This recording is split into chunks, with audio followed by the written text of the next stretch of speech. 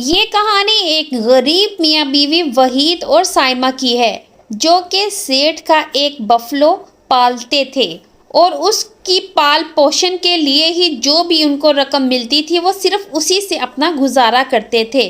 2 وقت کی روٹی کھانے کے لیے وہ سارا دن اس بیل کی خدمت کرتے تھے اور اس کے لیے چارہ اکٹھا کرتے تھے اور سارا دن صرف اسی کے پیچھے لگے رہتے تھے کیونکہ وہ بیل سیٹھ کا بہت ہی پسندیدہ جانور تھا جو کہ سیٹھ ایک بار شکار کرنے جنگل میں گیا تھا، وہاں سے پکڑ کر لایا تھا اور بیل بھی بہت ہی زیادہ خوبصورت اور موٹا تازہ تھا، جو بھی دیکھتا اس کی تعریف کیے بنا نہیں رہ سکتا۔ جبکہ یہ ساری محنت ان دونوں میاں بیوی کی تھی جو کہ دن اور رات سارا ٹائم اس کو دیتے اور اس کی خدمت کرتے اور اس کو پالتے۔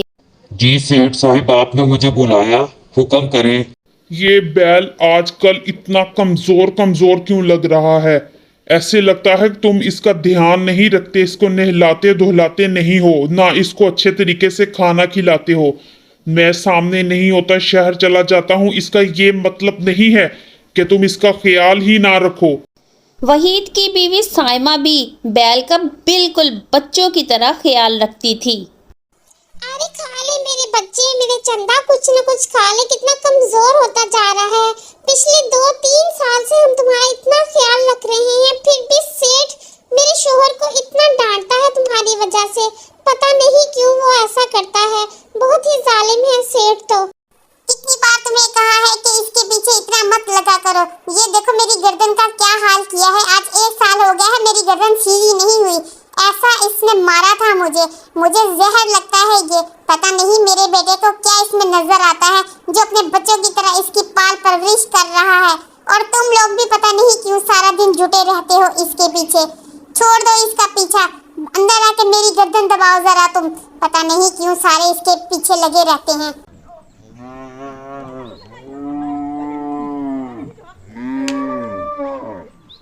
یہ وحید کی ماں جی ہیں جس کو تو یہ بیل بہت زہر لگتا ہے، پھر بھی دونوں میاں بیوی کسی کی ایک نہیں سنتے، وہ پورے دل کے ساتھ بیل کی بہت ہی زیادہ دیکھ بھال کرتے ہیں اور بیل بھی ان سے بہت زیادہ مانوس ہو جاتا ہے کیونکہ سارا دن ان کو کھانا پانی وہی دیتے ہیں، اور اس کا شوہر تو رات کو بھی کئی بار اس کے پاس ہی رک جاتا تھا تاکہ اس کو کوئی پریشانی نہ ہو پائے۔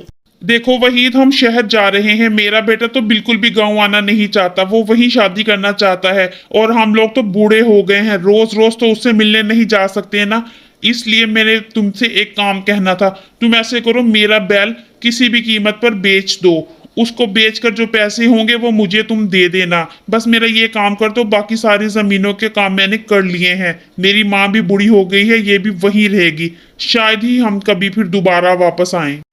جی سیٹھ صاحب، جو آپ کا حکم، میں اپنی طرف سے پوری کوشش کروں گا کہ آپ کی بیل اچھی قیمت میں بک جائے۔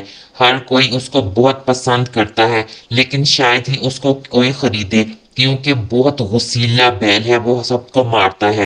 بکتا ہے یا نہیں بکتا مجھے اس سے کوئی مطلب نہیں ہے، چاہے اس کو تم باہر پھینک دو، ہم اس کو شہر ہرگز نہیں لے کر جائیں گے میرے بیٹے، اس کو سمجھا دو کہ وہ بیل اسی مہینے میں بک جانا چاہیے، جیسے مرضی جو کاٹ لگاؤ، وہ بیل بیچ دو بس، مجھے بالکل ہرگز بھی پسند نہیں ہے وہ بیل، کیسے میری گردن توڑی تھی، اللہ اللہ کر کے آرام آیا ہے، اب میں شہر جاؤں گی تو کبھی گاؤں کا منہ نہیں دیکھوں گی۔ سیٹھ کی ماں تو بہت ہی غصہ ہوتی ہے، وہ پہلے دن سے ہی بیل سے بڑی نفرت کرتی ہے۔ وحید اور اس کی بیوی دونوں ہی چلے جاتے ہیں اور بیل کو بیچنے کی کوشش کرنے لگ جاتے ہیں۔ ارے نہیں، میری منڈی میں کس کے دام نہیں لگیں گے، اس طرح کا بیل تو کوئی بھی نہیں لے گا، جاؤ جا کے اس کو ذبح کر کے اس کا گوشت کھا لو۔ سب سے پوچھنے کے بعد وہ بہت ہی زیادہ پریشان ہو جاتے ہیں۔ سائمہ تم ہی بتاؤ، ہم کیسے اس کو بیچارے کو بیچیں، یہ تو مجھے پسند بھی بہت ہی زیادہ ہے، 3 سال سے اپنے بچوں کی طرح اس کی پرورش کرتے آئے ہیں، اور اب سیٹھ نے اچانک باہر جانے کا فیصلہ بنا لیا ہے تو اس کی ذمہ داری ہمیں دے دی ہے، وہ بھی بیچنے کے لیے، کاش وہ ہمیں تحفے میں ہی یہ دے جاتے، مجھے تو صرف یہ اپنے بچوں کی طرح پیارا لگتا ہے، میں اس کے بنا کیسے رہ پاؤں گا۔ اتنا سنتے ہی بیل وحید کی طرف آنا شروع کر دیتا ہے اور اس کے پاس آ کر اس سے پیار کرنے لگ جاتا ہے۔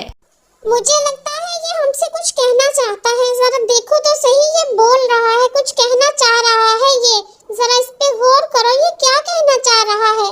बैल को उन दोनों की बात सुनकर बहुत ही दिल में रहम आता है कि वो वाकई उससे बच्चों की तरह प्यार करते हैं और वो इंसानी आवाज में बोलने लग जाता है।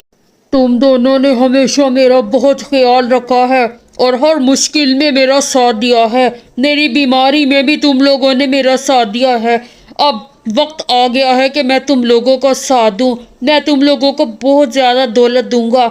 सबसे पहले तो मैं तुम लोगों को कुछ पैसे दूंगा, वो लेकर दे दो उस सेठ को और मुझे ख़रीद लो, और उसके बाद भी मैं तुम लोगों को और दूंगा और तुम अच्छी ज़िंदगी गुजारने लग जाओगे। ये लो पैसे, ले जाओ और मुझे ख़रीद लो जाके उस सेठ से। इतना कहते ही बैल उन दोनों के कदमों में गिर जाता है और माँ बाप समझते हुए बच्चों की तरह उनसे प्यार करने लग जाता है। मैं इधर ध्यान रख रही हूँ, तुम जल्दी से पैसे उठाकर छुपा लो, इससे पहले कि कोई देख ले। इतना कहते ही वहीद की बीवी साइमा बैल को लेकर घर की तरफ रवाना हो जाती है, क्योंकि हल्की हल्की बूंदाबांदी भी शुरू हो जाती है। सेठ जी, आपने 50,000 का कहा था कि बैल बेच देना, और ये 1 लाख रुपया है, ये रख लीजिए। आज से बैल बिक गया है, आपका इस पर कोई हक नहीं है। आप पैसे ले लीजिए और हम बैल ले जाते हैं। जिसने खरीदा है उसके मालिक को दे देते हैं। मैं तुम लोगों से बहुत ज़्यादा खुश हूँ। ये 3 साल तुम लोगों ने मेरी इतनी खिदमत की है, मुझे बच्चों की तरह पाला है, और मैं तुम्हें इसके बदले में कुछ इनाम देना चाहता हूँ।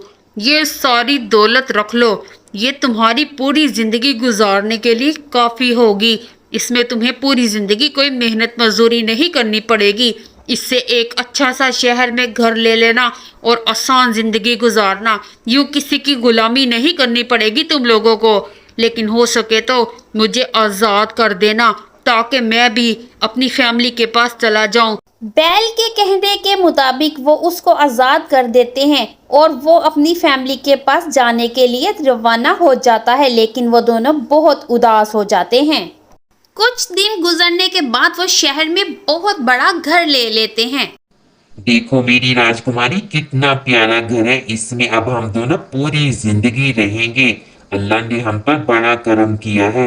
हमने उस बैल की बड़ी खिदमत की और उसने हमें इनाम में ये सिला दिया है। अरे आ जाए, जल्दी से खाना खा लीजिए, खाना ठंडा हो रहा है, कब से खाना बना के रखा है मैंने आपके लिए। साइमा भी अपने नए घर में बहुत ही ज्यादा खुश होती है, क्योंकि सारी हुक्मरानी अब उसी की तो होती है। अरे अब तो तुम बहुत मजे मजे के खाने बनाने लग गई हो, और जूस भी कितना मजे का बनाती हो। वाह माशाल्लाह, अल्लाह ताला ने तो हमें बहुत ही ज्यादा रिज़्क़ अता फरमाया है। या अल्लाह तेरा बहुत शुक्र है, और तुम भी शुक्र अदा किया करो अपने रब का। खाना खाने के बाद अल्लाह का शुक्र अदा करते हुए वो सोने के लिए चले जाते हैं और अपने कमरे में जाकर वहीद आराम सुकून से सो जाता है। किसने सोचा था ये दिन भी आएगा। उस जादुई बैल की वजह से हमारी किस्मत बदल जाएगी और हमारे दिन फिर जाएंगे।